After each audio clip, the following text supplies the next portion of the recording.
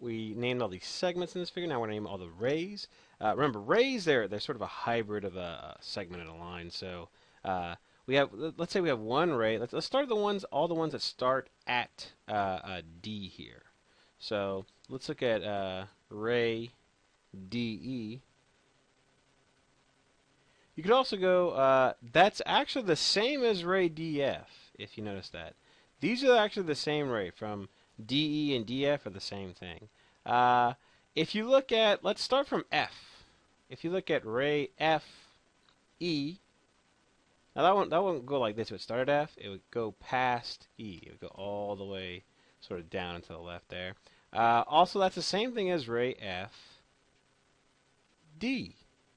Those are the exact same ray. They have the same endpoint, even though they have a different letter there. Now, what about ED, okay, and EF? Well, those are different rays. ED starts at E, goes left. EF starts at E, goes right. Those are two different rays. In fact, those are, we're going to kind of skip ahead, those are opposite rays. So those would be a pair of ED and EF with a little bar over them. Those would be a pair of opposite rays. All right, what about EF and FE? Let's look at EF and FE. So I'm going to highlight, trace over EF here. That goes like so. All right, and then if we look at FE there, that starts at F and kind of goes past E. Are those opposite rays? Well, they form a line, but the thing is, they're not because they have a different end point. So the end point is different, and one it's F and one it's E. So those are technically not opposite rays. We're talking about postulates or axioms. These are sort of accepted statements of fact. They're like obvious statements or something like, oh, that's true. It's just, of course that's true. You know, it's something that we believe. They're hard to prove, but we're to use them to prove other things. Our first postulate is through any 2 points. That's exactly one line. So through these points A and B, there's only one line that can go through them. If you try to, you can name the line different ways. You can call it AB. You call it BA, line BA. You can call it line T. But those are all the same line. There's 3 ways to name the same line. So through any 2 points, there's exactly one and only one line that goes through the 2 points. We're going to talk about an intersection. We all know what an intersection is. You've seen it in algebra. It's the set of all points that 2 figures have in common. It's where they meet up. It is an easier physical representation of them. So we're going to find the intersection of these 2 lines. I'm going to graph these 2 lines. So let's see, plus 8 here. 1, 2, 3, 4, 5, 6, 7. All right, there's the y-intercept plus 8. The slope is, you can see, slope is negative 2. A little algebra view. Slope is rise over run, so it's negative 2 over 1. If I go down 2 over 1, down 2 over 1, down 2 over 1, down 2 over 1, down 2. I could just keep doing that. And this is that's the line right here. I can do that for the other line. There's a y-intercept of negative 7. Go 1, 2, 3, 4, 5, 6, 7, and the slope is up 3. 1, 2, 3 over 1, up 3 over 1, up 3 over 1. You can see both these lines intersect right here. So intersect at, there's 3 to the right, 2. So they intersect at 3, 2. That's the intersection of these 2 lines. And it's interesting that these 2 lines meet at a point. That's the intersection of 2 lines. But for planes, it's different. 2 planes intersect at several points. See these 2 planes, the green one and the brown one, they intersect at several points. And, you know, it turns out they actually intersect at a line. That's where planes intersect. So the intersection of these 2 lines here would be the point C. The intersection of these 2 planes here would be the line ST. And you could also call it the line TS. 2 ways to name that same line. If we want to look at the intersection of the 2 planes, ADC and BFG, well, I'm going to highlight these. So let's see, ADC. Those are all the top, so it's the top plane. BFG, if you look at B and F and G, those, let's see, B, F, G, those are all on the right. So top plane, right plane, top plane, right plane. If they intersect at a line, then they must intersect at the top right line. So they intersect through line BC, and you could also call it line CB two ways to name that same line. What if we want to name two planes that intersect in the line BF?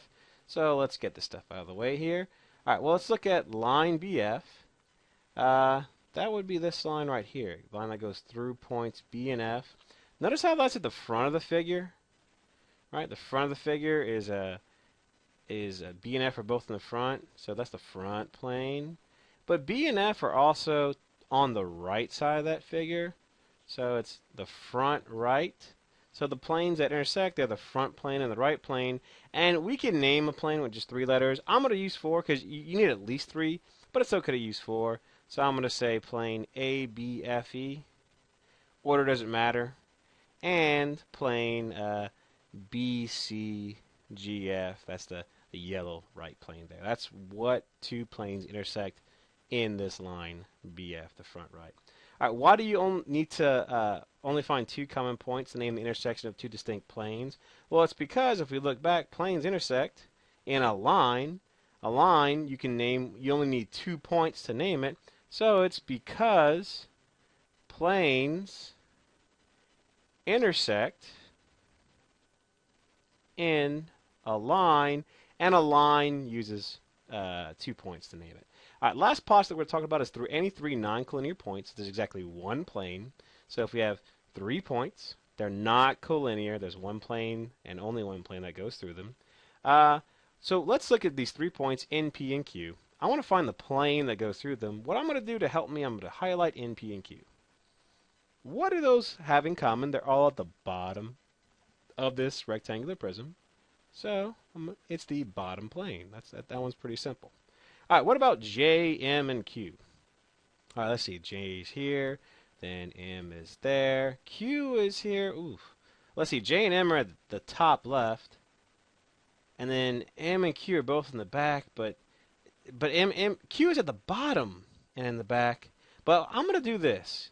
Think of a plane that kind of slices through here. In other words, the plane that contains these 3 points isn't one of the surfaces of this rectangular prism here. In fact, the plane is sort of a little diagonal ramp that goes through there. So that one's a little more challenging. Could be harder to spot, but it's still possible. So it's the plane JMQP if you like, if you want to name all 4 of those.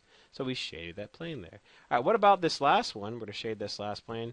All right, again, I want to make note of the 3 letters here. So I'm going to pay attention to where L is, to where M is, and where N is. Again, L and M are both at the top, N's at the bottom.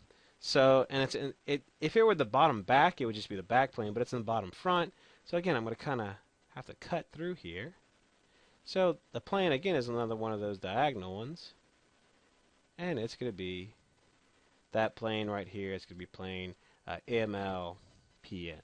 Our last question on practicing section 1.2. What is the name of a line that is coplanar with JK and KL?